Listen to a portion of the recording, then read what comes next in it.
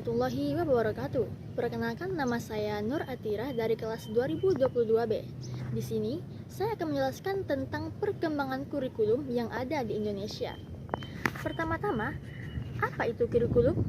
Ya, kurikulum adalah seperangkat rencana dan pengaturan mengenai tujuan, isi, dan bahan pelajaran serta cara yang digunakan sebagai pedoman penyelenggaraan pembelajaran untuk mencapai tujuan pendidikan tertentu. Dalam perjalanan sejarah sebelum kemerdekaan, kurikulum sering dijadikan alat politik oleh pemerintah. Misalnya, ketika Indonesia masih di bawah penjajahan Belanda dan Jepang, kurikulum harus disesuaikan dengan kepentingan politik kedua negara tersebut. Setelah Indonesia merdeka pada tahun 1945, kurikulum sekolah diubah dan disesuaikan dengan kepentingan politik bangsa Indonesia yang dilandasi oleh nilai-nilai luhur bangsa sebagai cerminan masyarakat Indonesia. Perkembangan kurikulum di Indonesia ini dari masa ke masa sejak proklamasi kemerdekaan Indonesia telah menetapkan tujuan yang jelas kemana negara kesatuan Republik Indonesia akan dibawa. Dasar negara telah ditetapkan sejak pra-kemerdekaan, yakni Pancasila, lengkap dengan lambang negaranya, moto, lagu kebangsaan, dan bahkan konstitusi yang ada di dalamnya telah memuat 4 tujuan negara yang akan dicapai. Salah satu tujuan itu dirumuskan dengan sangat tepat, yakni mencerdaskan kehidupan bangsa. Dan ternyata konsep mencerdaskan ini telah dijelaskan oleh Howard Gardner setelah 28 tahun kemudian.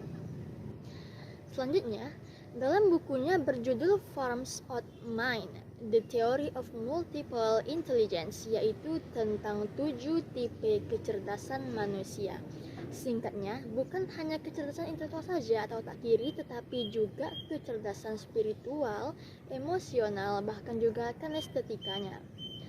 Salah satu faktor yang mendorong untuk mengembangkan kurikulum adalah amanat undang-undang tentang sistem pendidikan nasional. Lalu, kurikulum pertama di Indonesia telah lahir sebagai penjabaran amanat dalam Undang-Undang Nomor 4 Tahun 1950 tentang Dasar-Dasar Pendidikan dan Pengajaran. Undang-Undang Nomor 12 Tahun 54, Undang-Undang Nomor 2 Tahun 1961, Undang-Undang Nomor 2 Tahun 1989, Undang-Undang Nomor 20 Tahun 2003 tentang Sistem Pendidikan Nasional. Di samping itu, tuntutan globalisasi dan perkembangan ilmu pengetahuan dan teknologi juga ikut mendorong terjadinya perbaikan dan pengembangan kurikulum. Yang pertama ada Rencana Pelajaran 1947. Kurikulum 47 ini juga dikenal dengan istilah Rencana Pelajaran 1947 karena kurikulum ini lahir di kala Indonesia baru merdeka, maka pendidikan yang diajarkan lebih menekankan pada pembentukan karakter manusia. Indonesia merdeka, berdaulat, dan sejajar dengan bangsa lain di muka bumi ini. Fokus Rencana Pelajaran 1947 tidak menekankan pendidikan pikiran, melainkan hanya pendidikan watak, kesadaran bernegara dan bermasyarakat saja. Lalu, yang kedua ada Rencana Pelajaran Terurai tahun 1952. Kurikulum 52 ini menjadi penyempurnaan dari kurikulum sebelumnya dan diberi nama Rencana Pelajaran Terurai tahun 1952. Kurikulum ini sudah mengarah pada suatu sistem pendidikan Indonesia, seperti setiap pelajaran dihubungkan dengan kehidupan sehari-hari. Silabus mata pelajaran menunjukkan secara jelas bahwa seorang guru hanya mengajar satu mata pelajaran saja. Yang ketiga ada Rencana Pendidikan 1964. Isu yang berkembang pada kurikulum ini adalah konsep pembelajaran aktif, kreatif, dan produktif. Melalui konsep ini, pemerintah menetapkan hari Sabtu adalah hari Krida. Artinya krida ini siswa diberi kebebasan untuk berlatih berbagai kegiatan sesuai dengan minat dan bakatnya masing-masing. Yang keempat, kurikulum 1968. Tujuannya lebih ditekankan untuk mempertinggi mental, moral, budi pekerti, dan keyakinan beragama. Ciri khusus yang menonjol dari kurikulum 1968 adalah correlate subject curriculum. Yang kelima, kurikulum 1975. Pemerintah kemudian menyempurnakan kurikulum 1968 pada tahun 1975. Kurikulum ini menekankan pendidikan lebih efektif dan efisien. Menurut Mujito, Direktur Pembinaan TK dan SD Departemen Pendidikan kala itu, kurikulum ini lahir karena pengaruh konsep di bidang manajemen, MBO atau Manajemen by Objective. Metode, materi, dan tujuan pengajaran dirinci dalam prosedur pengembangan sistem instruksional atau PPSI. Dikenal dengan istilah satuan pelajaran, yaitu rencana pelajaran setiap satuan bahasan. Yang keenam ada kurikulum 1984. Kurikulum ini lahir karena kurikulum 1975 disebut tidak bisa mengejar kemajuan pesat masyarakat. Ciri khususnya, kurikulum 1984 lebih mengedepankan keaktifan siswa dalam belajar.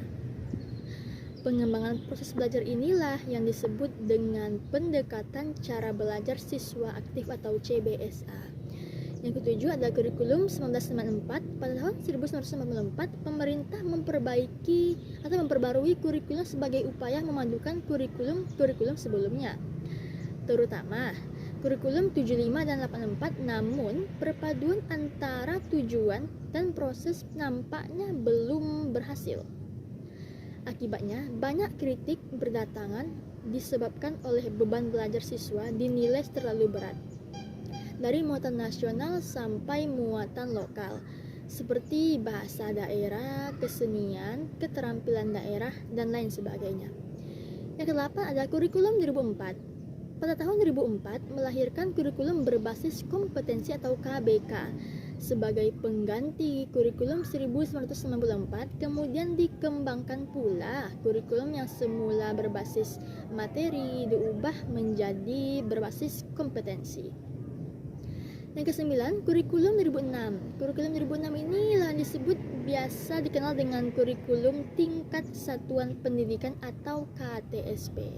Guru dituntut mampu mengembangkan sendiri silabus dan penilaian sesuai kondisi sekolah dan daerahnya. Hasil pengembangan dari semua mata pelajaran nantinya akan dihimpun menjadi sebuah perangkat. Yang ke-10 ada kurikulum 2013. Kurikulum 2013 ini memiliki 3 aspek penilaian, yaitu aspek pengetahuan, aspek keterampilan, dan aspek sikap dan perilaku. Di dalam kurikulum 2013, terutama di dalam materi pembelajaran terdapat materi yang dirampingkan dan materi yang ditambahkan. Materi yang dirampingkan itu terlihat ada di materi bahasa Indonesia, IPS, PPKN, dan sebagainya. Sedangkan materi yang ditambahkan adalah materi matematika. Lalu yang terakhir ada kurikulum merdeka. Dicanangkan oleh Kementerian Pendidikan, Kebudayaan, Riset, dan Teknologi Indonesia dengan pionirnya Nadiem Anwar Makarim. Kurikulum ini merupakan besutan ide pasca kurikulum darurat ditetapkan sebagai solusi tentatif ketika menghadapi pandemi COVID-19. Baik, itu saja yang dapat saya sampaikan. Lebih dan kurang saya mohon maaf. Saya akhiri dengan wassalamualaikum warahmatullahi wabarakatuh.